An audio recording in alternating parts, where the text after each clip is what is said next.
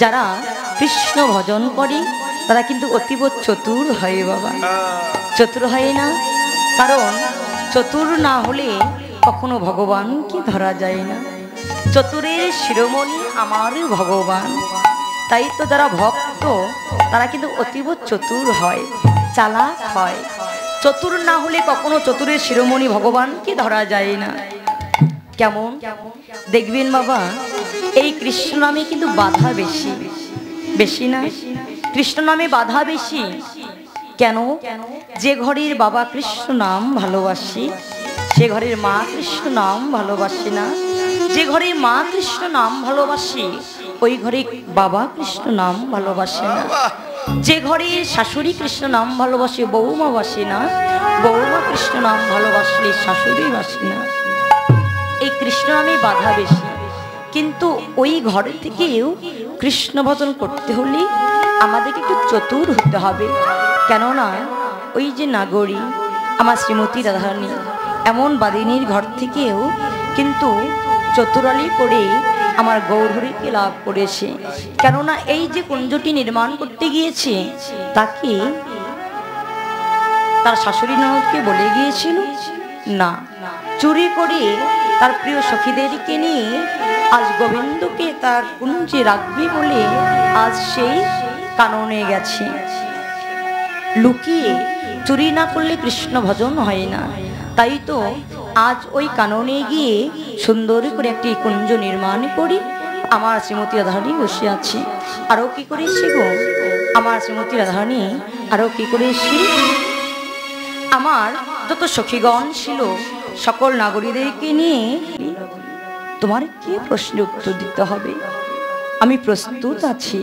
তোমার প্রশ্নের উত্তর দিয়ে আমি আজ রাধারানীর কুঞ্জে যাব। চন্দ্রাবলী বলছে গোবিন্দ, আচ্ছা বলো তো গোবিন্দ, তুমি কি শুধু একা রাধা? বলো গোবিন্দ, তুমি কি একা শুধু রাধার?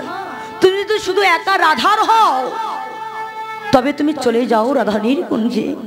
আর গোবিন্দ, তুমি যদি জগতের হও আজ তুমি যাবে আমার কুঞ্জে। গোবিন্দ, তুমি যদি একা রাধার হও তুমি চলে যাও রাধারানীর কুঞ্জে। আর তুমি যদি জগতের হয়ে থাকো আজ তুমি যাবে আমার কুঞ্জে। গোবিন্দ, গোবিন্দ এখানেই বাধা পড়ে গিয়েছিল মা। গোবিন্দ মনে মনে চিন্তা করছে, সত্যই তো আমি তো একা রাধার নয়, আমি তো জগতের, ভগবান তো সকলের বাবা। এখানেই তো বাধা পড়ে রাধারানীর কুঞ্জে না গিয়ে চন্দ্রাবলীর কুঞ্জে গিয়েছিল গোবিন্দ। যখন চন্দ্রাবলীর কুঞ্জে গিয়ে আমার চন্দ্রাবলী গোবিন্দকে কাছে পেয়ে সুন্দর করে গোবিন্দকে সাজিয়ে দিচ্ছে। ললাটে তিলক সুন্দর করে যেন সাজিয়েছে। কিভাবে? ঠিক বুদ্ধি করে রমণীরই বেশি সাজিয়ে দিচ্ছে। কিন্তু সাজানোর আগে গোবিন্দকে সাজিয়ে নিয়ে সাজাইতে সাজাইতে গোবিন্দের চরণ সেবা করতে করতে কখন যেন চন্দ্রাবলী ঘুমিয়ে গেছে। চন্দ্রাবলী কখন যেন ঘুমিয়ে গেছে। যখন চন্দ্রাবলী ঘুমিয়ে গেছে প্রাণ গোবিন্দ আমার মনে মনে চিন্তা করছে, হারি চন্দ্রাবলী ঘুমিয়ে গেছে, আমি তো ঘুমনো ঘরে থাকি না। যে ঘরে ঘুমিয়ে যায় সে ঘরে তো আমি কখনো থাকি না, আমি সে ঘরে কখনো থাকি না। যেই মাত্র চন্দ্রাবলী ঘুমিয়ে গেছে, গোবিন্দ যেই মাত্র উঠেছে রাধারানীর কুঞ্জে যাবে বলি চন্দ্রাবলী ঘুম ভেঙে গেছে। চন্দ্রাবলী ঘুম ভেঙে গিয়ে চন্দ্রাবলী দাসী পদ্মাবতী আর চন্দ্রাবলী দুজন মিলে ঠিক রমণীর সাজে সাজিয়ে দিলেন গোবিন্দকে। কেন গোবিন্দকে রমণীর সাজে সাজিয়ে দিলেন কেন বাবা? যে ওই সাজে যখন রাধারানীর কুঞ্জে যাবি, রাধারানী ওই রমণীর সাজ দেখে রাগ করে গোবিন্দকে তাড়িয়ে দেবে, গোবিন্দ আবারও আমার কুঞ্জে আসবে। ছলনা করেছে, কিন্তু যতই ছলনা করুক না কেন ছলনার মাঝে কখনো ভগবানকে পাওয়া যায় না।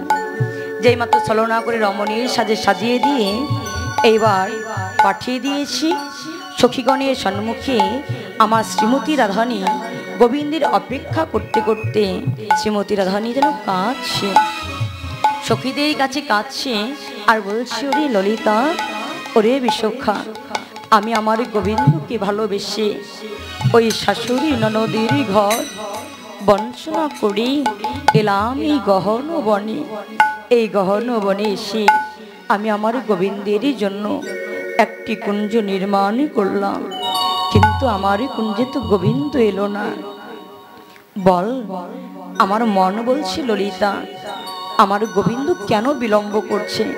আমার গোবিন্দের মনে হয় কোনো বিপদ হয়েছে।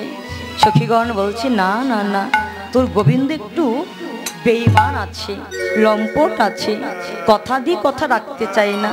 তোকে কথা দিয়েছি, কথা দিয়ে দেখ, ও অন্য কোনো রমণীর কুঞ্জে চলে গেছে।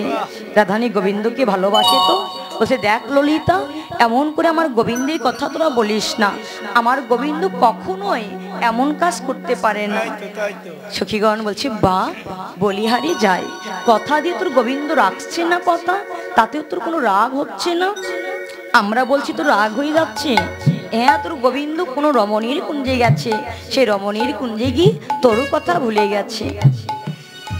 রাধারানী বলছে, দেখ, এমন করে বলিস না, আমার গোবিন্দ, আমার মন বলছে প্রভাত হলেও আমার গোবিন্দ আমার কুঞ্জে আসবেই আসবে।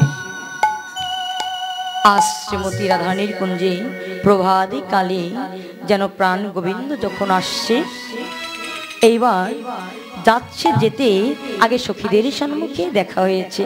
সখীগণ বলছে, বা বা বা বা, বলিহারি যায়, এমন করে রমণীর সাজি কে সাজিয়ে দিয়েছে গোবিন্দকে। এই সাজিয়ে যদি রাধারানীর কাছে যাই, রাধারানী আজকে বুঝতে পারবে আমাদের কাছে তার গোবিন্দের খুব প্রশংসা করেছে, তার গোবিন্দ অন্য রমণীর কুঞ্জে যেতেই পারে না। কিন্তু দেখ, একবার গোবিন্দের দশা দেখ, রমণীর সঙ্গে সেজে এসেছে, এই সাজেই রাধারানীর কাছে পাঠিয়ে দিতে হবে। যেই মাত্র ওই সাজে পাঠিয়ে দিয়েছি, আজ শ্রীমতী রাধারানীর কাছে, এবার রাধারানীর সম্মুখে গিয়ে যখন দাঁড়িয়েছে, এবার দাঁড়িয়ে রাধারানী গোবিন্দকে দর্শন করে বলছে, কি বলে সে গো, ওরে ভালো হইল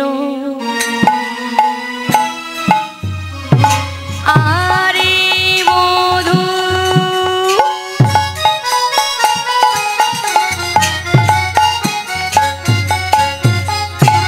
ওরে আইলা সকালে, ওরে ভালো হইল তুমি আইলা বধূ,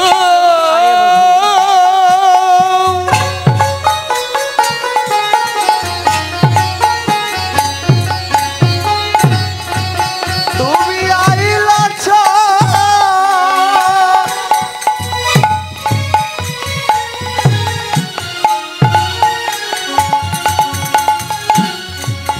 সকালে,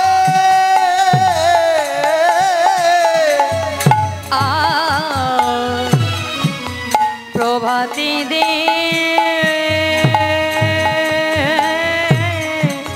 ক্ষীণ মুখ, ও দিন যাবে ভালে রে। আমি প্রভাতে দে খেলাম মুখ, দেখলাম মুখ, দিন যাবে ভালে। আমার দিনটি বুঝি ভালোই যাবি, আজকের দিন বুঝিম ভালোই যাবে, ভালোই যাবে। ওই না প্রভাতী কালে বদন দেখিলাম, দিনটি বুঝি ভালোই যাবি। আজ প্রভাত কালে মুখ দেখিলাম, দিনটি বুঝে ভালোই যাবে। ওই না প্রভাতী কালে বদন দেখিলাম, দিনটি বুঝি ভালোই যাবি। প্রভাত কালে মুখ দেখিলাম,